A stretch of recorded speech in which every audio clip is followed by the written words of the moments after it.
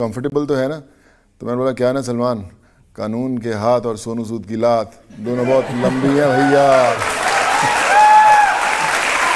तो उसने बोला यार डायलॉग बड़ा अच्छा है तो चलो पिक्चर में यूज़ करते हैं। फिर हमने अगले दिन वो डायलॉग यूज़ किया कि कानून के हाथ और छेदी सिंह की लात दोनों बहुत लंबी हैं भैया। तो मेरे सर ऐसे बन गई लाइन। और उस फिल्म का सबसे फेमस डायलॉग तो सलमान का था कि इतने छेद करेंगे। वो मुझे याद है, हमारा फर्स्ट डे ऑफ शूट था, मुझे लिखने का शौक था, मैं अभिनव के साथ बैठ जाता था। उसके अंदर भी जो डायलॉग कि हम तुम में इतने छेद करेंगे कि कंफ्यूज हो जाओगे सांस, उसके अंदर भी कहीं ना कहीं मेरी कलम चली थी। तो उसमें सर लिखने का शौक है सर, लिखवा लेते तो लिख देता हूँ सर। खलनायक के तौर पर जब आप हिट हुए जी, तब आपने सोचा कि अब रियल लाइफ में हीरो बन जाते हैं? मैं जब मुंबई आया तो बड़ी इच्छा थी कि अच्छे किरदार निभाएं, अच्छी फिल्मों का हिस्सा बने। कोई 100 करोड़ की बिजनेस करती, कोई 500। मुझे लगता था ज़िंदगी वो है। और जब कोविड आया और आम लोगों के साथ जुड़ना शुरू किया, तब मैंने पहली दफ़ा महसूस किया कि जो ज़िंदगी का सबसे इम्पॉर्टेंट किरदार था वो तो अब मैं निभाने का मौका मिला, जिसका इतने सालों से इंतज़ार कर रहा था। और ये ऊपर वाला डायरेक्ट कर रहा था। और आज भी सर वो फिल्म चल रही है। मैं चाहूँगा कि आखिरी ब्रेथ तक वो फिल्म चलती रहे, ऐसे ही ऊपर वाला मुझसे काम करवाता रहे और मैं ऐसे ही जुड़ता रहा। लेकिन सुनिए, ये किरदार निभाने के चक्कर में जो फिल्मों के रोल थे वो चले गए। मैंने सुना कि चिरंजीवी ने आपको फिल्म में पीटने से मना कर दिया। उन्होंने कहा इनको मारेंगे तो पब्लिक मुझे मारेगी।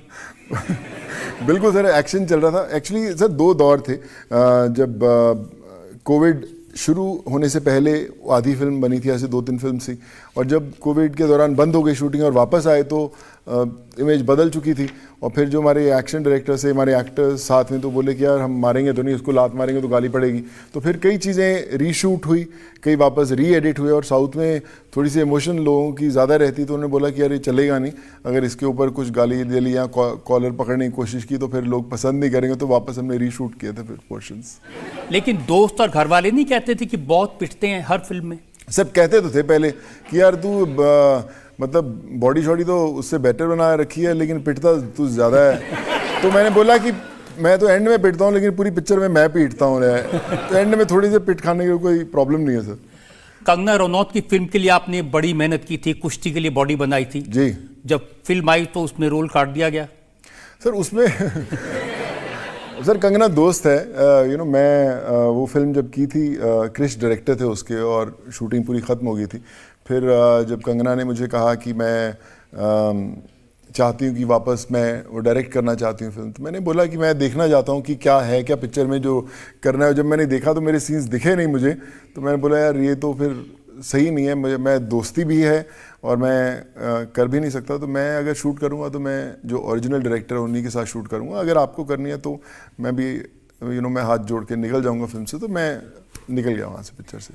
लेकिन कंगना ने कहा कि सोनू सूद में ईगो है जी, और एक विमेन डायरेक्टर के अंडर काम नहीं करना चाहते थे, इसलिए निकल लिए। मैं सर फराह खान के साथ किया था। जब उसने ऐसा स्टेटमेंट दिया तो फराह खान डर गई कि भैया मैं तो लड़की हूँ भैया, मेरा जेंडर मत बदलो आप। तो कोई फर्क